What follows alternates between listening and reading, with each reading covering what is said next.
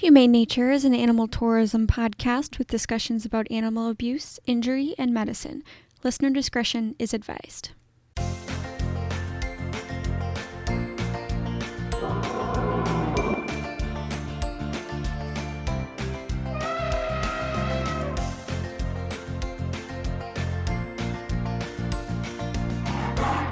Welcome back, everybody, to Humane Nature. I'm Stacia, your host. Thank you so much for joining me again. And I know 2 weeks in a row, crazy. I'm on it, guys.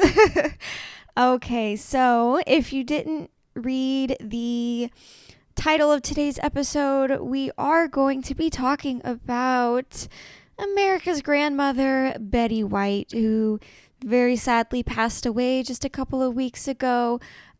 Just from natural causes. She was just days away from her 100th birthday. But unbeknownst to me, she was a true wildlife warrior during her life. So we are going to be talking about her life and how she impacted both wildlife and our pets for good. But to start, we are going to talk about some animal or some wildlife news. And I'm going to keep it all positive today because we're celebrating the life and legacy of Betty White. So let's keep it positive. First, a lowland gorilla has been born in the Democratic Republic of the Congo's Virunga National Park, which is so exciting. The lowland gorilla is a critically endangered species, and this new baby bumped up their population to 7 gorillas in this park. And the Virunga National Park is the oldest national park in Africa and is a historic sanctuary for the lowland gorillas. Second, we have a badger foraging for food in northern Spain uncovered 209 Roman coins in a cave, which is just nuts. Like little badger running around looking for some food after a heavy snowfall ended up in this cave. And these coins date between the 3rd and 5th centuries from ancient Rome.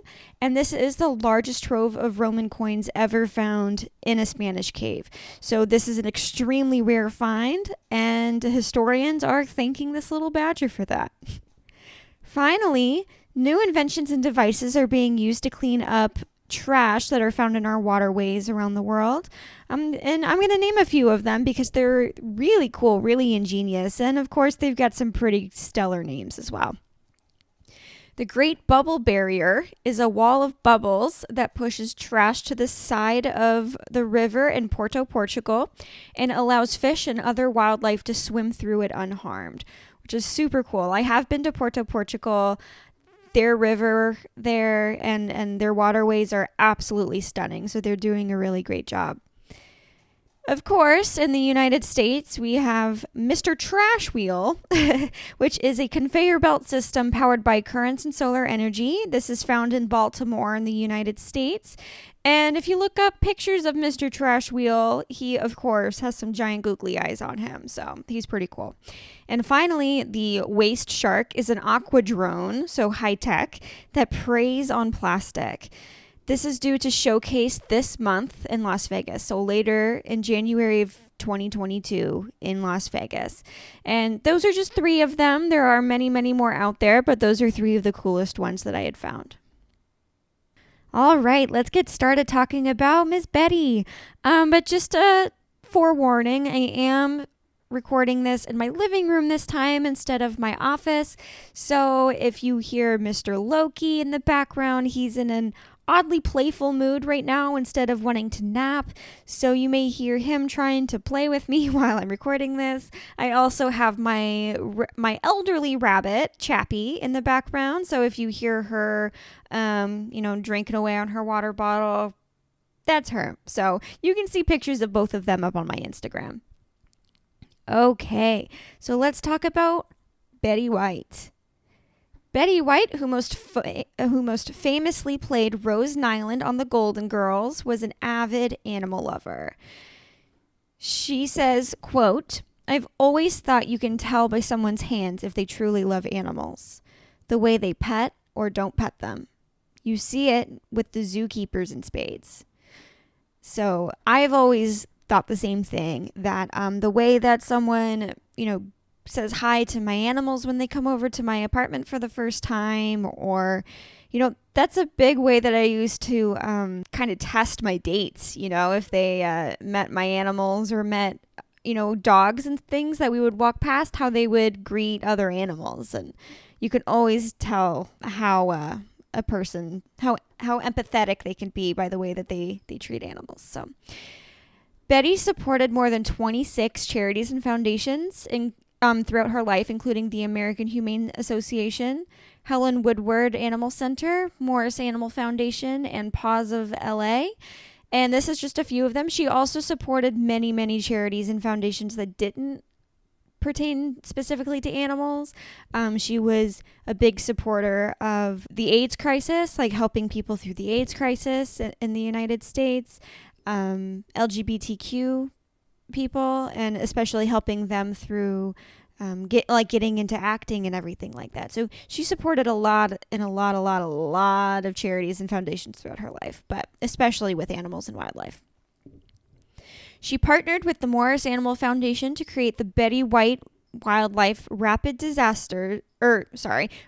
Response Fund, which dedicates funds for research and aid to animals in natural disasters and emerging diseases. And this was founded in 2010. So I had absolutely no idea that Betty had her own wildlife response fund. That is amazing. So in 2010, this fund was built as a response to the Deepwater Horizon oil spill in the Gulf of Mexico. It researched the spill's effect on bottlenose dolphins. And back in 2020, if you guys remember this, of all the craziness that happened in 2020, the Australian wildfires that really devastated the country, her foundation provided $1 million to support the rescue, rehabilitation, and release of animals after those wildfires. So the Morris Animal Foundation is a pretty big deal. They're really, really great. They also pay for health research for animals. So researching for different vaccinations, researching how animals respond to medications and things like that. And Betty was a really big part of working with them to research veterinary pain management. So she was a really integral part of developing anesthesia and pain management for our pets. So if you take your dog or your cat in to get spayed or neutered, or they need some other kind of surgery, their pain management, you can thank Betty for that. She was a big, big part of that. And she also says, quote, "I'm not into animal rights. I'm only into animal welfare and health," which I completely agree with. I am that way as well. A lot of the times in animal rights movements, you get lost in the, treating animals as people. And when you focus on animal welfare and health, you identify these animals as different species. You identify them as individuals outside of human emotions and human reactions. So you focus on what they actually need versus what we would need in their place, if that makes sense. So she served as trustee, board president, donor, and spokesperson to the Morris Animal Foundation. And she was on their board when their research developed 3 major vaccines: the feline leukemia vaccine, the parvovirus vaccine, and Potomac horse fever vaccine. So I worked in a veterinary ER for years. I was always put in the kind of puppy parvo isolation ward because I didn't have a dog of my own back home. And parvovirus is extremely contagious and extremely deadly. And it killed a lot of puppies before the vaccine was developed. And it still is around and very deadly. And it's why you want to get your puppies in as soon as they're old enough to get that first vaccine, because that first vaccine that your puppy gets is for parvovirus and distemper and some other pretty nasty diseases. So Betty was on the board for that, as well as feline leukemia. That's a really big one too. And she also helped sponsor more than 30 studies with the foundation. Outside of the Morris Animal Foundation. She sat on the board at the LA County Zoo. She began working there in the 1960s, but she didn't start working there because she thought it was great. She began working there, one, because she lived in LA, and two, because she felt that the zoo could drastically be improved. She says, quote, "It was hard to believe that a city like Los Angeles would have such a poor zoo. I've never been one to stand outside and join critical demonstrations. I wanted to get inside and get involved." So she did. So she began working there and donating there in the 1960s and ended up on the board. And now the LA Zoo is one of the best zoos in the world. It's fantastic. She worked personally with Jane Goodall to develop an ethical gorilla and chimp habitat, which is one of the first big projects that she did there. And after this, she received the 2009 Jane Goodall Institute Global Leadership Award for Lifetime Achievement for her work at the LA Zoo. So, yeah, that's absolutely amazing. I would die if I met Jane Goodall. She is an absolute legend. Betty also became an honorary zookeeper by the Los Angeles chapter of the American Association of Zookeepers in 2013, which was a dream come true for her. She wanted to be a zookeeper ever since she was a child. And she decided to go into show business rather than becoming a zookeeper because she felt that her true talent was in show business, is what she said. But at the time, remember, she was born in 1922. Female zookeepers weren't really a thing. Female scientists weren't really a thing. Now we see a lot of the animal care, animal sciences, almost completely run by women. But at the time, it was not really heard of. So she went into show business instead. And she says, quote, "Zoos don't only exhibit animals, they do a lot of wonderful conservation work." And I'm so glad that she recognizes that. She doesn't hate people or really try to argue with people so much who are against zoos. She understands, but she wants people who don't like zoos to really look further into them and think about why they don't like them.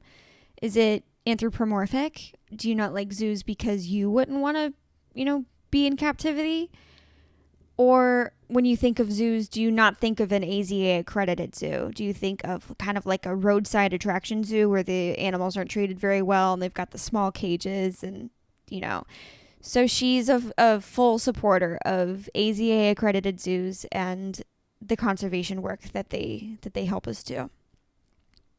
Her late husband, Alan Ludden, has a plaque at the Koala Pavilion at the LA Zoo. And Betty would frequently visit his plaque to kind of visit with him and talk with him like it was his gravesite almost. He loved the LA Zoo as well and fully supported Betty's work with wildlife and animals.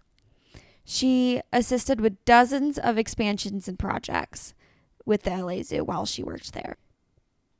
As a child, her parents fully instilled her love of animals, and she thanks them for instilling her love of animals as a child. She said, quote, "They'd go for a walk and they'd come home with a dog or cat. 'He followed us home, Betty. Can we keep him?'" So her parents were just as bad as, me. I go around, if I find a stray cat or stray dog or rabbit or rat or whatever, I'm going to want to take care of it, the best that I can. And then she also says, quote, "My mother always told me that if Toby, which was their orange tabby cat, didn't approve, I would have to go back to her being born." So her mother took their cat Toby into account when Betty came into the world. Their family would take in pets that others could no longer care for during the Great Depression. So you gotta remember, guys, Betty White was born in 1922. So she lived through the Great Depression. She lived through World War II. She lived through, so many changes in the world. She also says, quote, "My folks also taught me to discriminate between the good zoos and those other places that displayed animals for all the wrong reasons and sent you home feeling sad." So Betty gets it. Betty was an honorary forest ranger by the Forest Service and enjoyed helping when she could. So Betty White, legendary Betty White, not only did all the show business that she was doing, she ran her own foundation. She sat on the board for the Morris Animal Foundation. She sat on the board and worked with the LA County Zoo. She was constantly visiting other zoos all around the world. And she was an honorary forest ranger and would help wildlife through the Forest Service. She also was a really big supporter of seeing eye dogs, and she helped sponsor dogs and helped donate to different companies and foundations that provided these services to blind folk. So she made, quote, very generous gifts each year since 1986 and attended events for Guide Dogs for the Blind. So Guide Dogs for the Blind is a huge foundation that helps people who need one get a seeing eye dog, and they help train the animals as well. She also made public service announcements to gather support and offered dinner with herself as a bidding item each year for the Seeing Eyes annual fundraiser. So she supported both the Guide Dogs for the Blind and the Seeing Eyes. So those are two big organizations. And she also co-authored books about seeing eye dogs to raise money and awareness. And she co-authored them with a friend of hers who went blind as a child. So she was very, very involved. She was involved with the American Humane for 70 years, which is nearly half of its 145-year existence. So she was very active with the American Humane Foundation, American Humane Society, for almost half of its existence, which is absolutely nuts. She was honored with the National Humanitarian Medal and the Legacy Award in 2012 from American Humane. And while Betty was traveling around for work and filming, she would visit major zoos in every city that she traveled to. She says, quote, no matter where it may be, I will never come away from a zoo visit without having seen something or learned something to remember. She also said, quote, good zoos find themselves taking on the role of protectors or better yet, conservers, rather than merely collectors of wildlife. So this is so true. Good zoos, AZA accredited zoos, are typically nonprofits, and they pride themselves in protecting these animals, not just the individuals, but the species as a whole, and participating in conservation efforts to help not only their animals, but animals all over the world. They don't see themselves as just collecting animals for people to see. All right, so we're going to take a short break, and then after this, I will talk to you about her book, Betty White and Friends, and we'll talk about that, which is an absolutely amazing book. When you travel, you should be protected, especially if you enjoy adventurous activities or wildlife tourism. That's where travel insurance comes in. I personally use World Nomads because their coverage makes the most sense for me. They cover injuries or illnesses, lost luggage, canceled flights, and even damaged electronics. Protect yourself and your trip with World Nomads travel insurance. Check if their coverage is right for you using the link in the description. If you're a frequent traveler, you need a travel credit card that works for you. I love my Chase Sapphire Preferred card because I earn miles by making my everyday purchases and 2 to 5 times the miles on travel purchases. I can book flights for a discount directly through the Chase app using the miles I have earned, allowing me to fly for free. Earn 50,000 miles when you sign up through the link in the description, and even more bonus miles after spending $4,000 in the first 3 months of your card. That's over $2,000 worth of travel miles. Where will you fly for free with your miles? Welcome back. Thank you for listening. Once again, those ads help support this podcast and help support my blog, Stumble Safari. And by clicking the links in the description, you do help keep this podcast and my website running, and at no extra cost to you. So those affiliate links will help bring me a little income for these companies that I fully support with no extra cost to you. So let's talk about Betty White Betty White's book, Betty White and Friends. It's an absolutely incredible book detailing Betty's love of zoos and wildlife and the good that they provide. So I did sit down and read this book. You can find it on Amazon. I did read it through, Kindle Air. It's a pretty short read, but it's very funny. Of course, it's very funny. Betty White wrote it. And she discusses the history of zoos. She very briefly discusses the history of zoos and how far that they've come.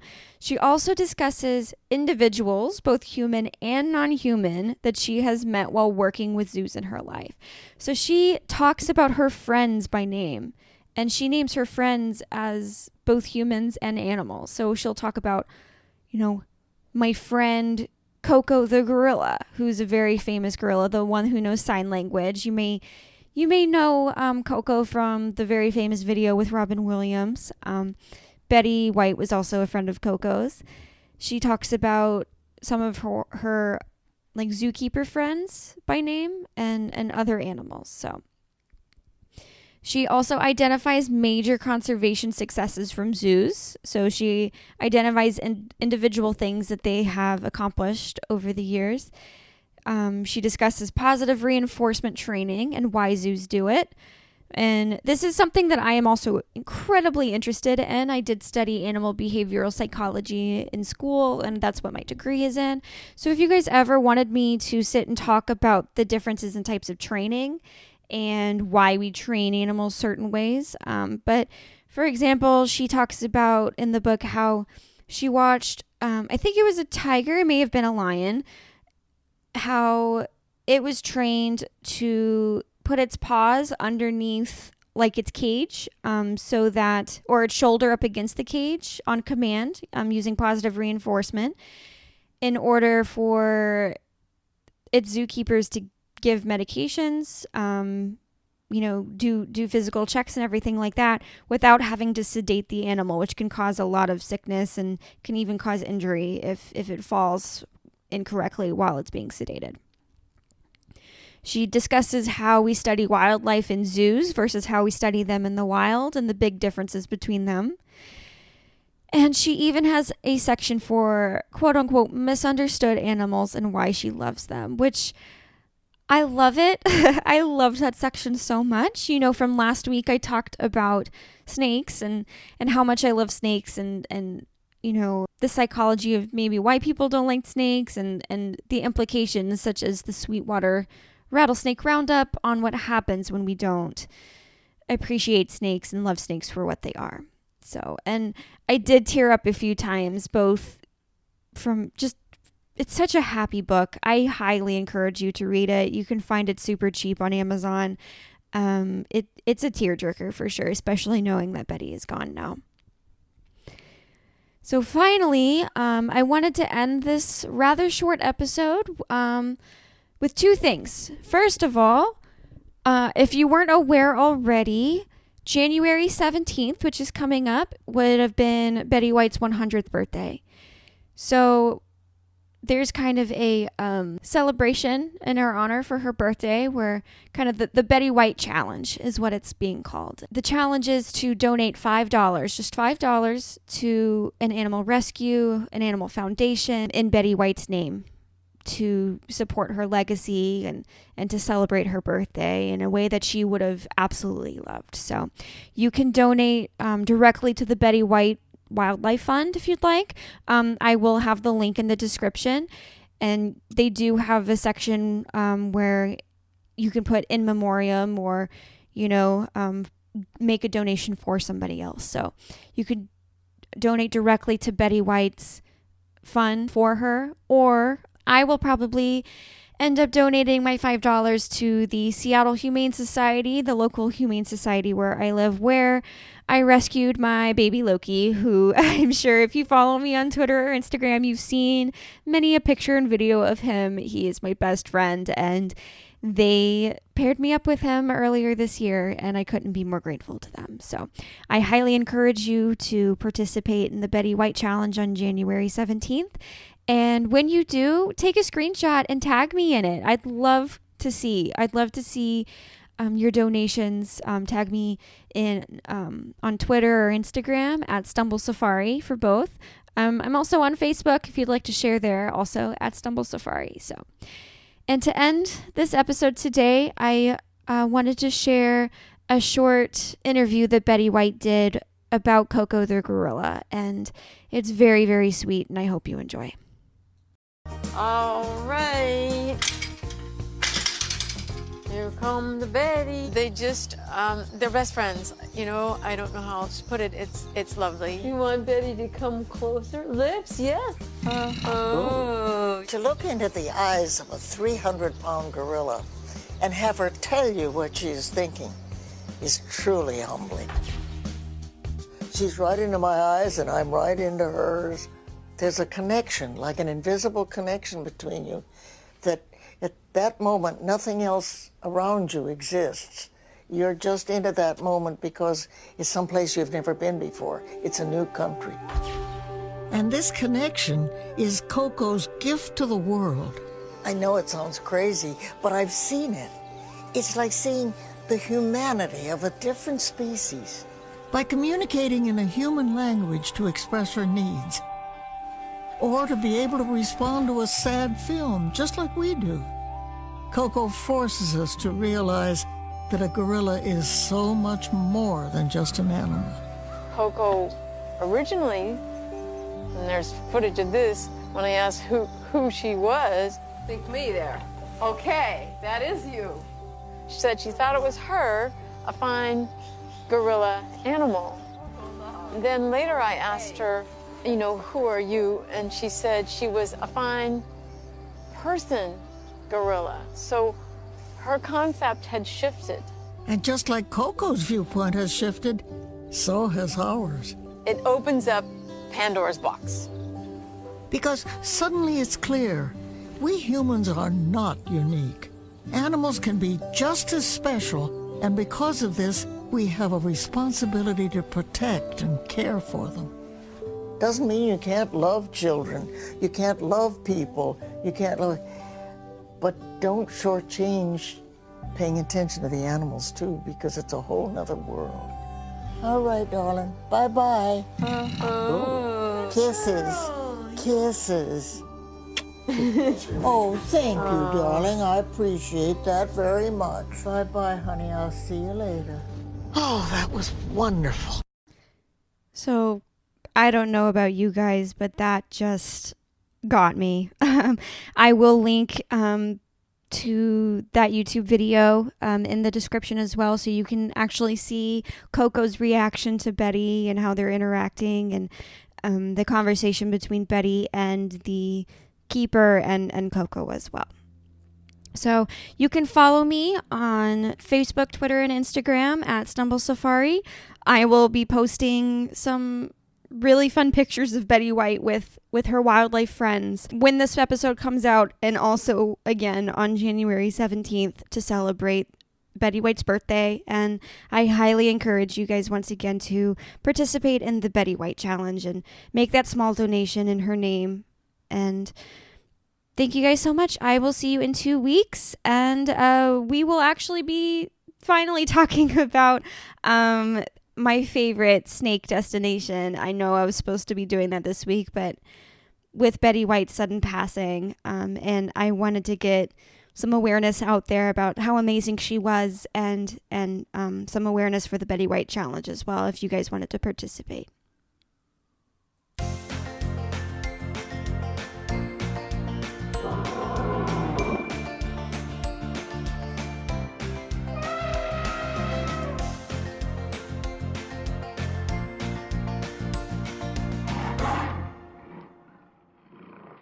You can find sources for today's episode in the description. Thanks for listening.